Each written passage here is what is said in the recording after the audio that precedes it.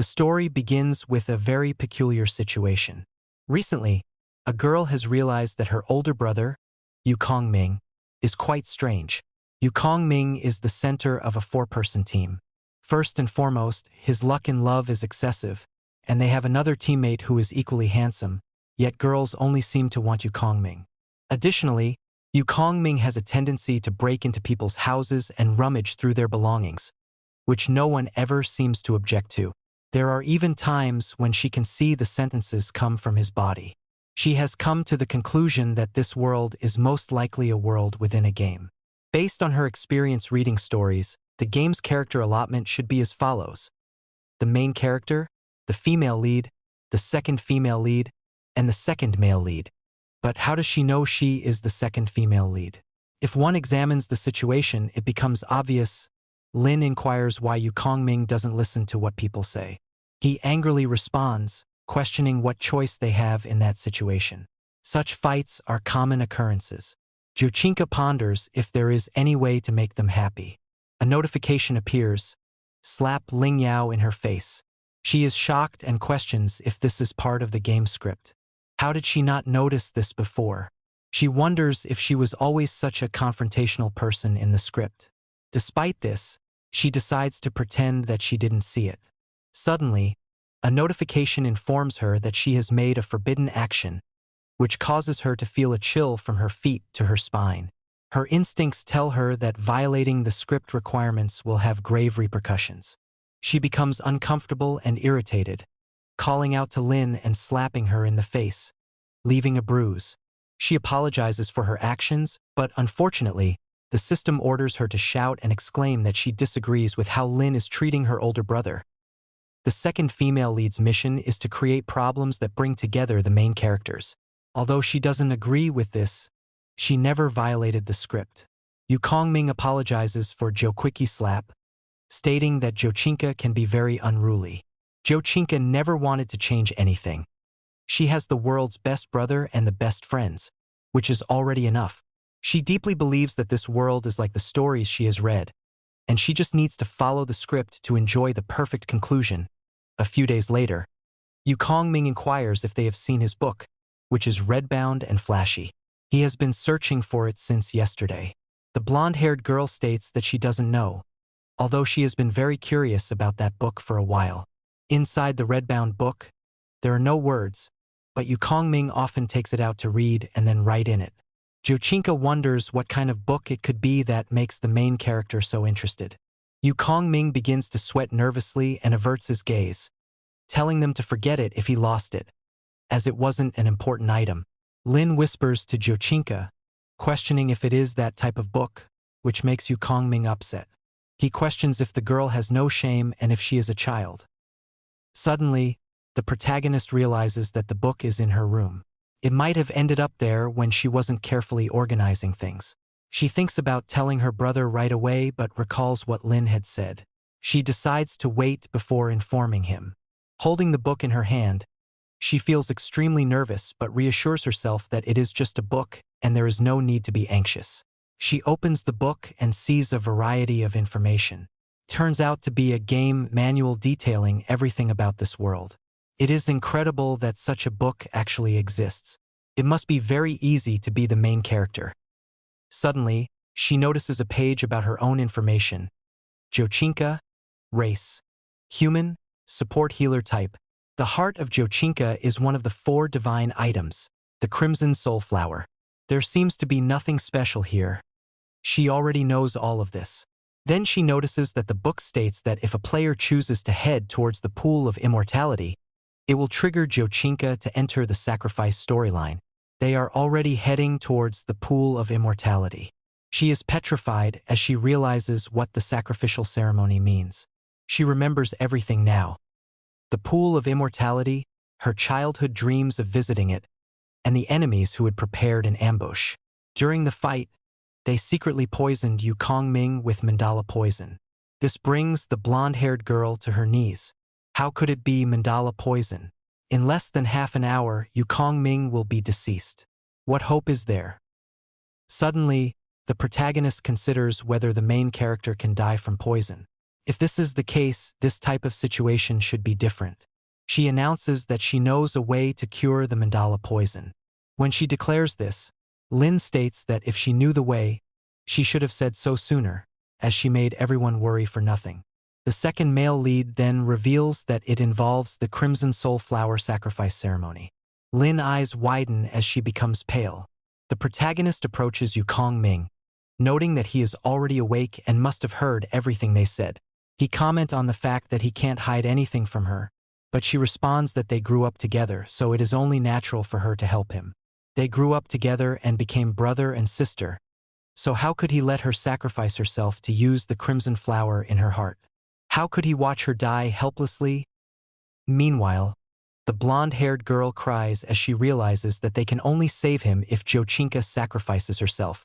She asks Lu if there is any other way, but receives no response other than that it is her choice. The protagonist questions whether her brother remembers when they were little and used to play in places like this. He had said he was her brother and would protect her for the rest of his life. At that time, she was truly happy. Yukong Ming had always treated her better than anyone else. However, these dialogues don't seem right. What should follow is her realization that if she lost her older brother, there would be no point in living. With tears in her eyes, she would summon the flower and tell him not to forget her. But suddenly, she remembers something. Despite his indifference, he doesn't remember how many times he has been through the sacrificial ceremony. He never cared from the start. Suddenly, he coughs and states that she is the most important person to him, but what he actually means is that if she can just die already, he would be pleased. The protagonist hugs him, exclaiming that if she lost her older brother, there would be no point in living. He smirks, thinking that this is the line he has been waiting for. With this line, she suddenly comments that he really thought it would go the same as last time, and she pierces him with a sword. Blood sprays from his body as he falls to the ground dead, and her white dress turns red like a rose. With his last breath, he questions why, and she tells him that he is too careless. If he must blame someone, he should blame himself for losing the book. That is how she remembered everything. The pool of immortality, the ambush, the mandala poison, and the crimson soul flower in the sacrificial ceremony. As she recalled all of this, her head felt as if it were ripping apart. All her past memories flooded in. But the only thing she didn't remember was how many cycles she had gone through and how many times she had died to save her older brother. All her deaths were merely because he needed materials to forge his weapons. From the beginning, she had been only a tool for the main character to finish the game. Everyone was just a tool to him. She had wanted to see how fake he could really be, and she never imagined such an amusing performance. Thanks to him, her mood has improved. Suddenly, Lin calls her name, but it is more of a whisper as she sees the protagonist standing over her brother with a sword painted red. The protagonist notices that the girl seems to have been crying. She apologizes for worrying them, which frightens them. She declares that there is nothing to worry about. Suddenly, the game notifies that the character has done forbidden actions, but she continues, stating that there won't be any more problems. As she moves forward, the game seems to glitch. A notification appears, stating that Yukong Ming has been destroyed by Jochinka, level unknown. The game is autosaving, and the player is advised not to shut down. In the next scene, her brother appears, telling her not to be scared, as he is here to save her. Back then, she truly believed that as long as her brother was present, everything would be fine. Currently, the system is providing all sorts of notifications. She exclaimed that the sound was too loud, and that the moment her former brother began to disappear. Ling was shocked and questioned if Yukong Ming really died. While Lu wonders what was going on, as far as he remembered, our protagonist could only heal. She couldn't possibly have the power to attack someone. How could she have done it? Suddenly, she declared that she took his life because she didn't want to save him again. Since the main character was going to die anyway, it would be more satisfying to end his life with her own loving hand. Her former friends backed off and declared. Ling shouted that she was not the Jochinka they knew. She took out a weapon and Lu took out his fan. She commented that our protagonist was a devil. The scene shifted to a place where someone exclaimed that the demon race was exterminated. They were very sure of this, as the Xiantian sect had sent people to personally confirm it. Rumors about that woman were most likely true as well. Someone commented that the demon extermination happened right after he finished training in seclusion. It was really a blessing. The question was, which family did it? Could it be the boy Yu Kongming who became renowned some years ago? Could only be him who could have done something like this.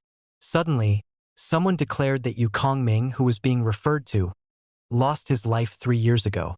As far as the examination of the human race was concerned, there was a rumor some time ago that the woman was headed toward the demon race's territory. The guy questioned if they were joking.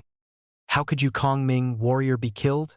This angered the soldier, and he wondered where this idiot came from. Suddenly, a woman dressed in black entered and requested a waiter. She would like a bottle of sake. The waiter directed her to her seat, but a man glanced at her. She commented that the table over there was crowded. The waiter apologized, saying that the table over there was a little broken, so he requested that she please sit over here instead. The white-haired guy questioned why everyone had gone so quiet all of a sudden. He still wanted to hear more about Yu Kongming. The guy continued stating that Yu Kongming was killed by his adopted sister. Qingke had feelings for her adopted brother, whom she grew up with. However, he had fallen for the kind and smartling love, turned to hate eventually when that jealousy consumed the woman. She took advantage of him when he had his guard down, taking his life. He might have saved so many lives. He was a hero and everyone admired him. Yet how could that happen? Suddenly, the woman dressed in black declared that she didn't take his life because of that. She introduced herself as his adopted sister and said that it was for some reason that no matter how she explained, they could never understand. The men started questioning if she was that woman. Suddenly, one of the men activated the demon confinement array, and she was struck repeatedly by magical spikes. Immediately, the men removed their swords and attacked her from all sides, exclaiming to avenge Yu Kongming. The white-haired guy was shocked. He only stared at this. He pondered if they had been waiting in ambush all this time. Moments later, she was pierced with swords all over her body, and the men stood over her, thinking that their preparations had not gone to waste. Thankfully, no one was injured either. It was a huge success. The guy smiled, thinking that the woman wasn't as troublesome as rumors made her out to be. Because of this, it was strange. Rumors about her might also be a joke. Suddenly, she appeared behind them, questioning what they were doing and why they would take the life of their friend. The guy quickly turned around, wondering when she had gotten behind him. Suddenly, the person pierced with swords in his body asked for help, declaring that it hurt. The soldier felt dizzy. It was hard to believe what he had done to his own comrade. He cried out in agony as Jochinka smiled. I never knew that I like crazy until saw this woman. He held his comrade, exclaiming, junior brother, then turned toward the woman, stating that she was a vile woman and he would take her life. He rushed toward her, but she remained composed. However, in an instant, she pierced his heart. Her face remained unmoving and emotionless, as if it were just another normal day. It was so sudden that no one could even react in time. Then they remembered the rumors. There were many rumors about that woman. Some said that she had several muddy black claws to strangle her enemies. Some also said that she stole a heavenly book, which contained answers to everything from the past to the present. Others said she was a terminator of both gods and demons, a one-woman army. Because it was so ridiculous, everyone thought the story was an exaggeration. But the people here were starting to realize these rumors might just be true. She poured herself some sake. With her long spikes, her eyes were red, but her voice was chillingly calm. She inquired what was wrong and why everyone was so quiet. People were always like this. They all came rushing in, speaking of avenging him, yet each time no one dared to move. If so, didn't that mean that only she could move freely? Not long after she declared this, there were only screams for help. Later, she exited the place. Fortunately, her clothes weren't stained by blood or dirt. However, she realized that there was still a survivor. She informed him that she didn't want to hurt him but suggested he not ambush her unless he wanted to end up like the others. She thought she should continue her seclusion training. As she walked away, she took a boat ride and calmly closed her eyes. She realized that, as expected, since he was the main character of the game, this world revolved around him. No matter where she went, there would be people who wished he were still alive. But she wouldn't regret what she had done. She had finally achieved a different ending after going through so much. She wouldn't die by his hands again. Speaking of which, it was her first time going this far. Suddenly, she felt a strange sensation in her heart, almost as if her heart stopped for a moment. She remembered when she had faced her former friends.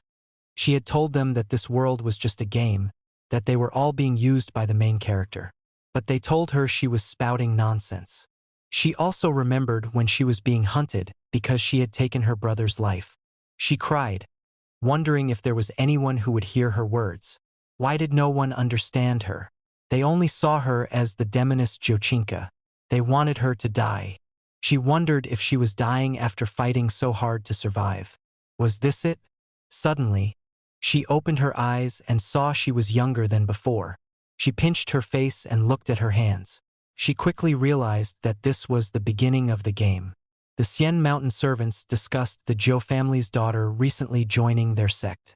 They had met her the last time they went down the mountain, and they said the Zhou family had sent her over alone to the Xian Tian sect.